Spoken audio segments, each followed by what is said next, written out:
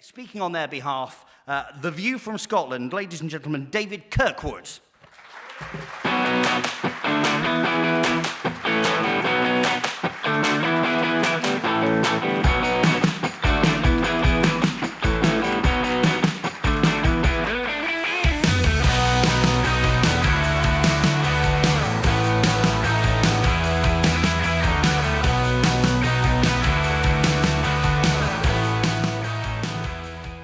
Hello, all my new friends.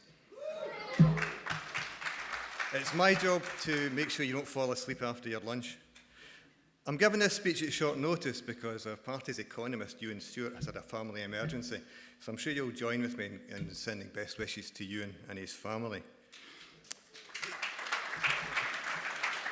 The next obvious person to do this, our party leader in Scotland, Michelle Ballantyne, is attending the christening of her grandson today. Now, I attended the christening of my grandson last Sunday, so I know how important that is. So I'm sure you'll send congratulations to Michelle. So I'm third choice. That said, the opportunity to give this speech on behalf of Reform UK Scotland is an immense privilege, if rather terrifying.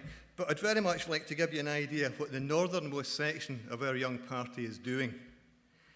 I'm an engineer and a freelance IT consultant, and I spend a lot of time working away from home.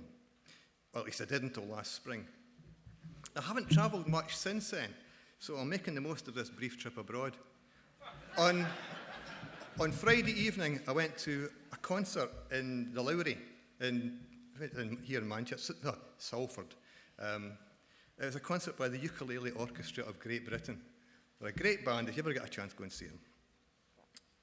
It was almost like any other concert would have been in the years BC. That's before COVID. No masks required, no roped-off seats, only a very few of these highly effective Perspex screens that we see all over the place. I showed my ticket and I took my seat. It was great. But that's in England. The situation in Scotland's a bit different now, and the concert could have been a bit changed, certainly in a few weeks' time. On Friday, the SNP government introduced vaccine passports in Scotland. Yeah, I know. Although they wouldn't have applied to that particular event, that particular type of event, on that date, it won't be too long before we need to show them to go to the toilet in Scotland. Remember that in Scotland we can now be sent to jail for saying the wrong thing at a dinner party in our own home. Scotland is now an apartheid state. It's becoming a bit like South Africa in the Forster years, but with added medication. The saving grace, of course, is that the SNP are irredeemably inept. So a few days ago, they announced a delay to the start of the enforcement of the regulations until the 18th of October. They must have had a premonition, because when they launched the app necessary to conform to the regulations, nearly a full 7 hours before the regulations came into force, the enthusiasts for their own personal ball and chain found that they couldn't actually install the thing on their phones. It doesn't work. It can't be used. The Health Minister, Humza Yousaf, has now announced that you shouldn't use it. They'll announce it sometime in the future when it will work and it will become available. Since nobody's seen it yet, we can only speculate on what it looks like. Every other fascist state has chosen green for their passes because, well, I think we know why they've chosen green. I rather think if the Scottish app ever installs and we get to see it, the dominant colours will be white and woad. And as it opens up, it will cry, "Freedom!" in a rather strange Australian accent. I have tickets for the Ukulele Orchestra again in Edinburgh in May. I will not be showing a Brave Pass to get into the Queen's Hall to see the concert.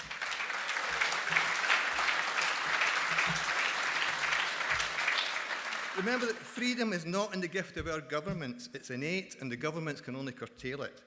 Our future happiness depends on rolling our government's stolen powers back and regaining our rightful freedoms. It's our freedom, it's our future. As I said, I'm a freelance consultant, and I spend much of my time working in large organisations, mainly because small ones can't afford me. but have been involved in small and very small businesses all my life. I still am now. I started cleaning machines in my dad's machine shop when I was 9 years old, so that's nearly 30 years ago now. I know about small business. I was working away at the start of last year, and I didn't have a TV, so I missed most of the hysteria that occurred during February and March. So when the dear leader announced that he was going to shut down the country for 3 weeks to squash his fedora, my very first thought was shock that he even had the power to do that. My second thought was, what about the small businesses? Running your own small business is very different from working in a large one, and it is much, much harder. You need a wider range of skills, you work longer hours, you risk all that you have financially and personally. It's also much more precarious because the big business financial reserves that provide a cushion against exigencies are not there. So I immediately thought that Boris's hasty decision would wreck the life's efforts of many of my small business cousins. I was right. Our own business deals with many other owner-managed firms, and our turnover pretty much disappeared by the summer. It remained low all summer and only started to come back in the autumn. It's now recovered fairly well, but many of our customers are new, and we know for sure that some of them are people whose employers have gone bust. We know that a lot of our previous customers are gone, and there are many that we still fear we won't hear from again. All large businesses start as small businesses. Who in their right mind would want to put their whole life's effort and all our assets at risk if a second-rate journalist or a failed lawyer can just shut them down on a whim for months or years at a time?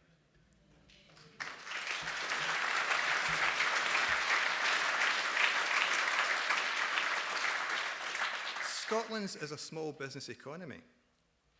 We have about 340,000 SMEs, and they form the backbone of our society. We must nourish those who want to make something of themselves. We must remove the Damoclesian sword of lockdown. We must remove the dead hand of overregulation. And we really must put HMRC back in their box.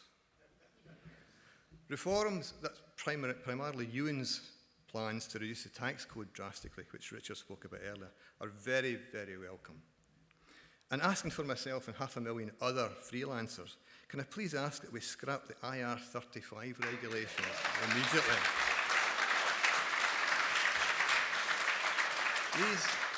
These are not impacting just the people that Gordon Brown thought they would back in 1997. They're attacking all kinds of freelancers, including HGV drivers. So they're not doing any good to the country at all at the moment. Right, I've been talking for a few minutes now. You'll be getting stiff and need a wee bit of exercise, so here's some audience participation. Everybody here who's always wanted to be a politician since they were wee, can you put your hand up? Not many. Good. Everybody who's involved with Reform UK Scotland, or Reform UK Wales, because you feel the need to fix our smashed society to make a better future for yourself, your children, or your grandchildren, please raise your hand. Yep, that's what I thought. That's why I'm here. I want my 10-month-old grandson to grow up in a free country with at least the opportunities I had. I want Isaac not to have to wear a face mask to nursery. I want Isaac to go to school and share an unworried time with his mates.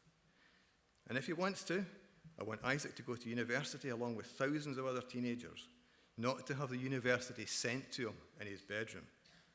I want Isaac to live a full and free life without all of the artificial care and stress that the governments are forcing onto us. It's our freedom, it's his future. And that's why I'm in this party and not any other. Everyone I know here has the same priorities as I have. We're all successful in our own fields. We don't have the self-serving freeloaders that the other established parties do. There's no safe seats for us. We're going to have to work for whatever we get. I have huge admiration for and confidence in everyone that I know in this party, from my colleagues in Reform UK Scotland up to the national leadership. I'm more than proud to be a part of this group, of this collective effort to recover and reform our country. Thank you very much for your attention. Let's go and get them.